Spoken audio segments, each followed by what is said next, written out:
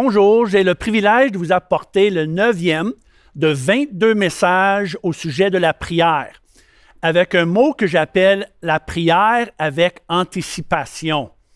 Si vous voulez être inspiré sur la valeur de prier avec anticipation, je vous encourage de lire les 2 livres de Dr. Luc dans le Nouveau Testament de votre Bible, son Évangile et le livre des Actes, où par des récits historiques, Luc, d'une manière excellente, nous enseigne des pratiques et des principes spirituels de grande importance, comme celle de la prière.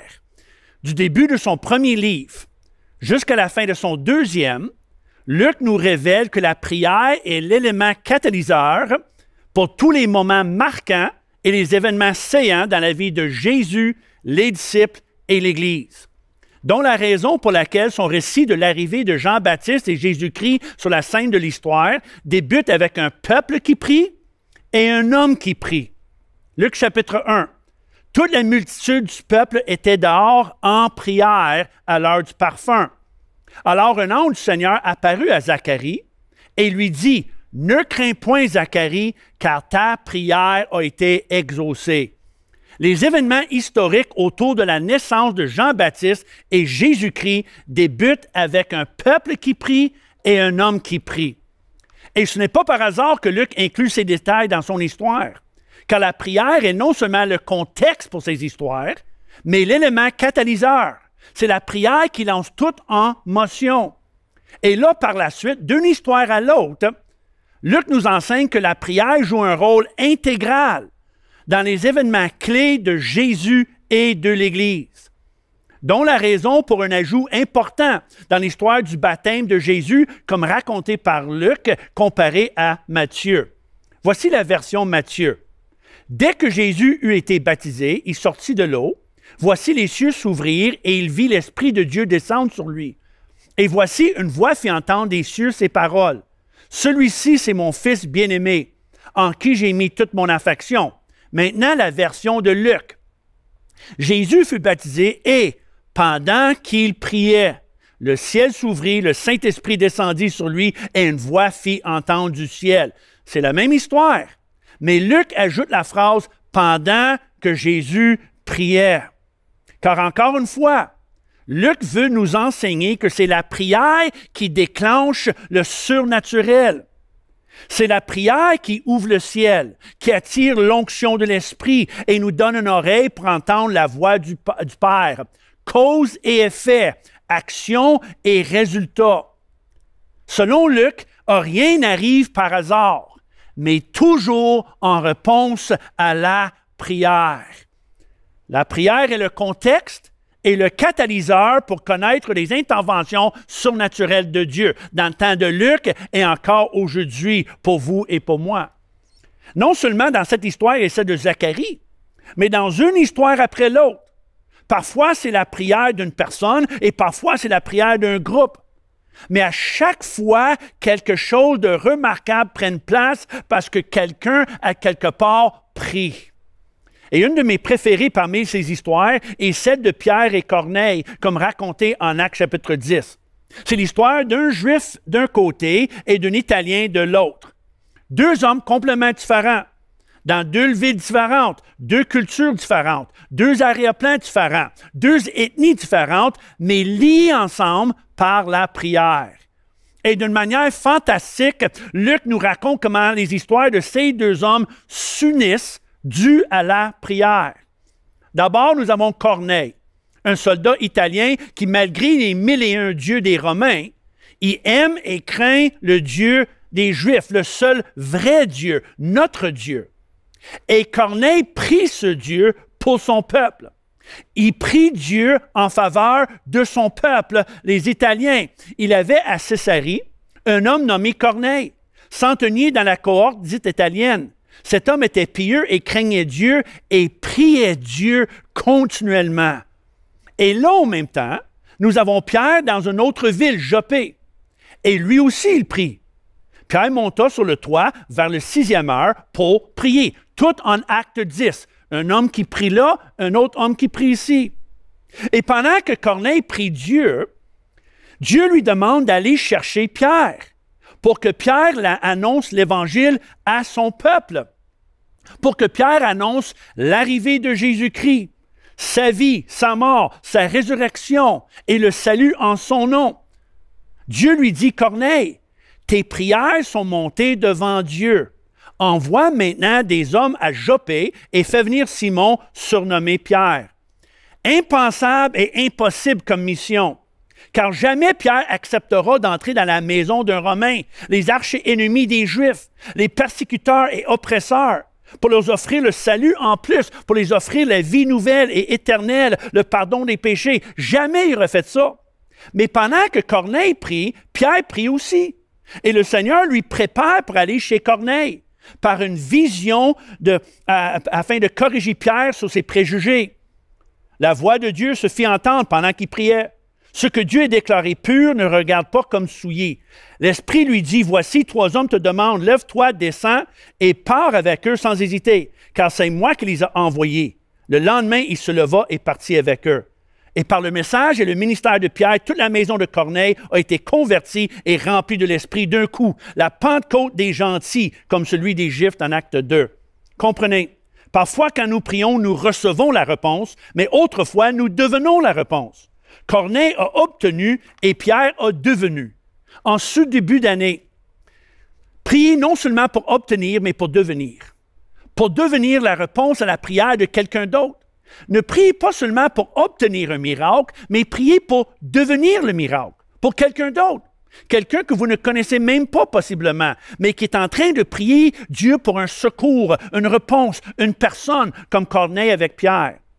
Dieu, parfois, pourvoit par la prière, comme qu'il a pourvu un messager pour Corneille et son peuple. Mais autrefois, Dieu prépare par la prière, comme qu'il a préparé Pierre pour aller chez Corneille. La manière que Dieu parle, prépare, envoie, dirige et connecte des vies, des circonstances pour bénir et produire la vie quand on lui donne le contexte par la prière est étonnant et inspirant, comme dans cette histoire. 2 hommes qui prient, qui produisent un des événements les plus importants dans l'histoire de l'Église et pour l'Évangile.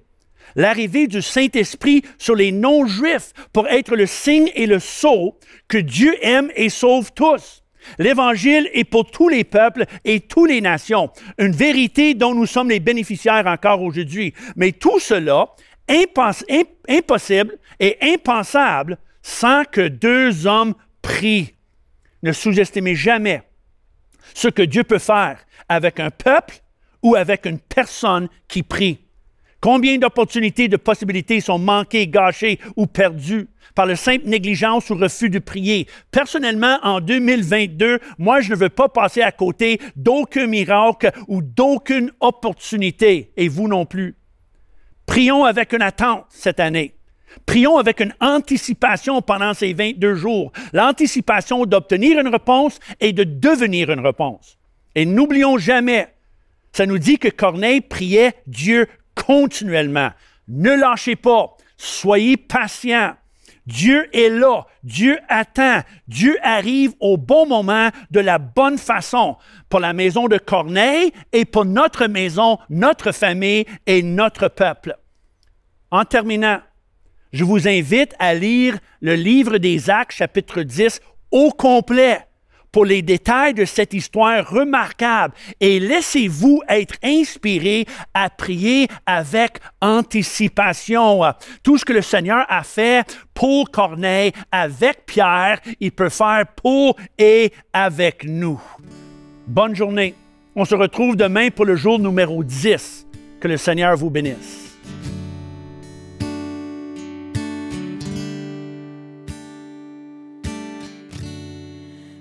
Présent libre et lâcheté, j'ai choisi de te suivre à jamais. Et même si je ne vois pas de chemin tout tracé devant mes pas, je m'attends à toi.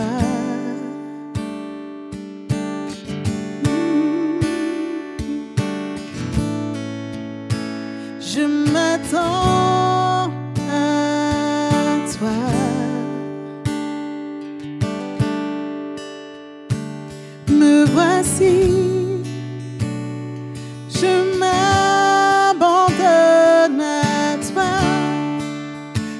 ton esprit agisse en moi.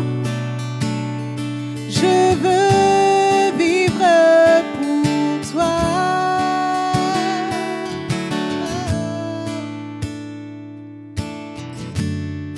Maintenant que j'ai décidé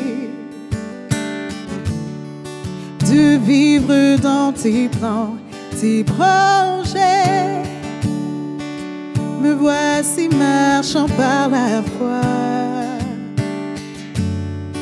Je sais que ton esprit est avec moi.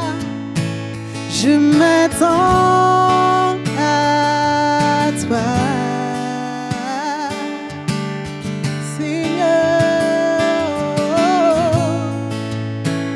Je m'attends à toi.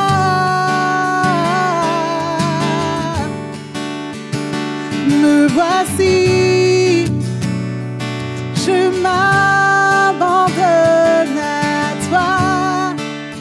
Que ton esprit agisse en moi. Je veux vivre pour toi.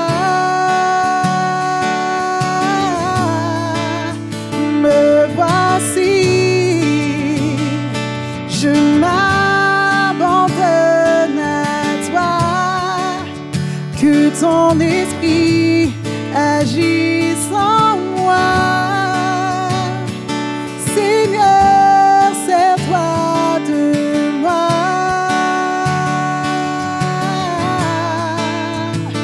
De tout mon cœur, de tout mon être, de toute ma force, je te suivrai. De tout mon cœur, de tout mon être, de toute ma force, je te suivrai. Me voici, je m'abandonne à toi. Que ton esprit agisse en moi. Je veux vivre pour toi. Oui, me voici. Je m'abandonne à toi. Que ton esprit agisse en moi. Seigneur,